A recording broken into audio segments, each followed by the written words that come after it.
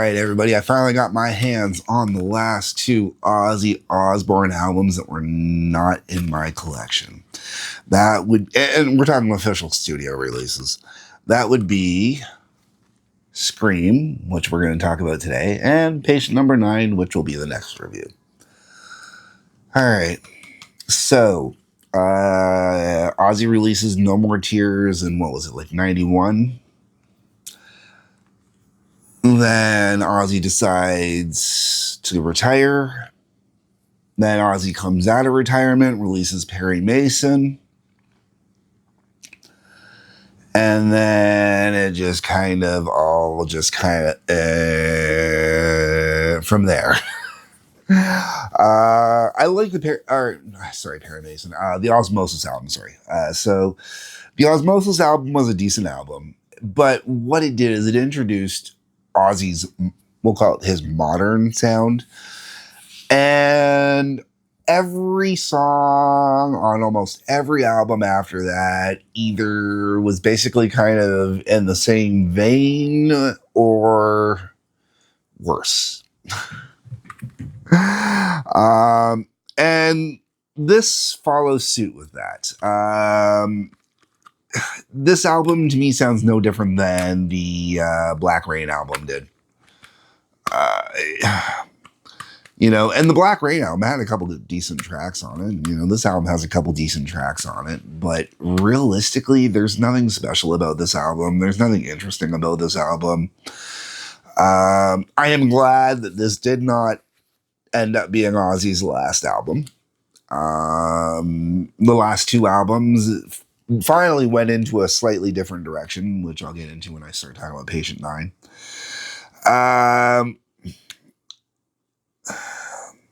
Basically, the way I see it is this album had 2 or 3 decent tunes, and then the rest was kind of filler. Standard Ozzy affair. And I don't mean to talk down, it really sucks. Really sucks. Still hurts. It does. It still hurts. But he's got his wings now. I'm just going to get into the track list. I'm going to rifle off the track list real fast. Let It Die, Let Me Hear You Scream, Soul Sucker, Life Won't Wait, Digging Me Down, Crucify, Fearless, Time, I Want It More, Latimer's Mercy, I Love You All.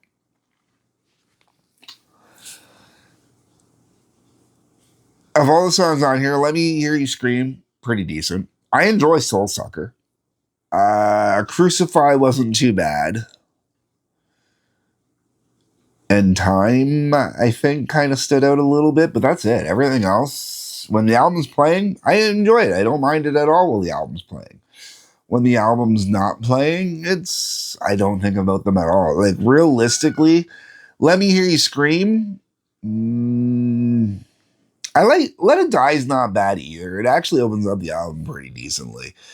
But Let It Die, Let Me Hear You Scream, Soul Sucker, really good run kind of, but by the end of Soul Sucker, it just kind of turns into, like I said, very standard Ozzy affair. Even the first 3 songs are pretty standard Ozzy affair.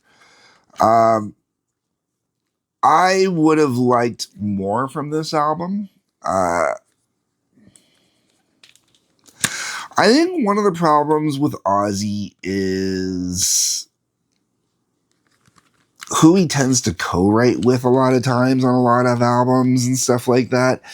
And I think that's kind of why Ozzy kind of got stuck into a riff, a funk, that he couldn't really get out of. Where's the writing credits on this?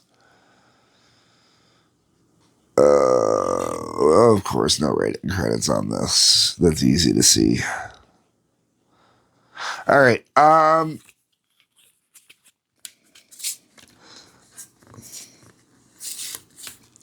One of the things, so I'm not big on the comparisons between Alice and Ozzy. A lot of people like to do that, do the comparisons between Alice and Ozzy and who you think's better, Okay. So from my perspective, Alice is better. And one of the major reasons why is The Osmosis album came out in, I believe, what was it, 95, 96? I want to say 96.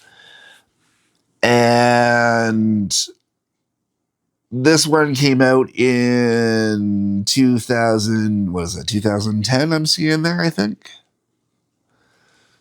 So you're looking at 14 years where almost every album basically sounded the same.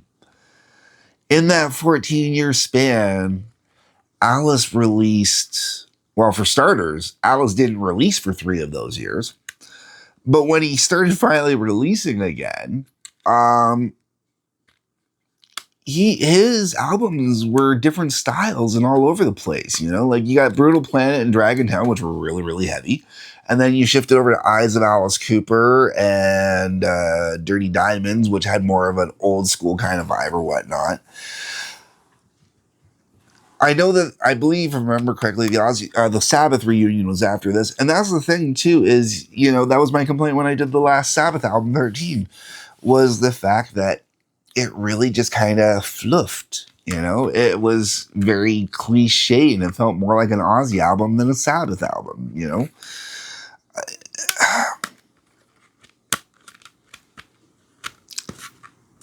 The idea, I don't know if it's the studio that's the problem with this, if it was just Ozzy kind of locked in. The whole way around, though, I think that Ozzy should have been. Who's the co-producer on here? Produced by Ozzy and Kevin Churko. And I gotta say that Kevin maybe should have put his foot down a little more with Ozzy, or kind of leaned a little more in other directions. Um, like when you go to Ozzy's 80s stuff, yeah, there's different guitarists, different musicians through every album, and there's different musicians appearing throughout all these albums too, you know? So that's not even a valid reason. When you go through all these, like the 80s albums and stuff like that, every album really had a feel to it, a vibe to it, something that set it apart from the previous album, even when there was the same guitarist being used. Like if you look at Blizzard of Oz and then you look at, what would be the next one? Diary of a Madman. Two very different albums with two very different sets of song stylings and stuff like that. Really, really good. And then you get into the two Jake E. Lee albums, I believe. And at least the one, anyways. Different album again, you know, different vibe and whatnot. And then you get, you know, keeps kind of moving. Then Ozzy kind of gets into that weird rut phase towards the tail end of the 80s. And it's not so much that it was a rut, just not as commercially successful songs, not as commercially viable songs. And then you hit No More Tears and everything just explodes for Ozzy again. And then, like I said, then he kind of hits that rut. You know, because Osmosis was a different album than the No More Tears album. You know, you could feel it was a bit of a continuation, sort of, but, you know, it was a different vibe, a different sound and whatnot. But like I said, after Osmosis, it just kind of all became a lot of the same. And that's, I think, really the biggest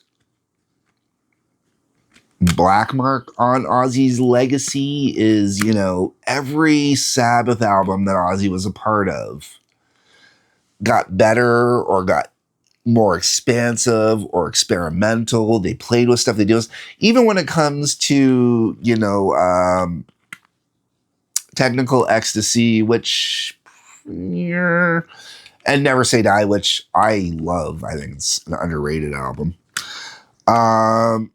You know, they were all different albums from what came before them. And then, you know, Ozzy goes solo, and what Ozzy's doing solo is different than what he did in Sabbath, which was great. But then you get to the post first retirement years, and it's kind of like, oh.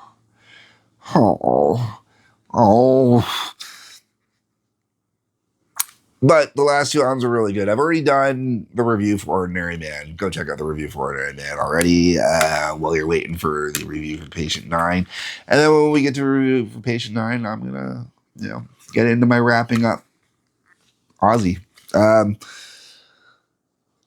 What do you guys think? Am I being too hard on this album? Are there tracks on this album I really should give another try, a better chance, listen to a little more?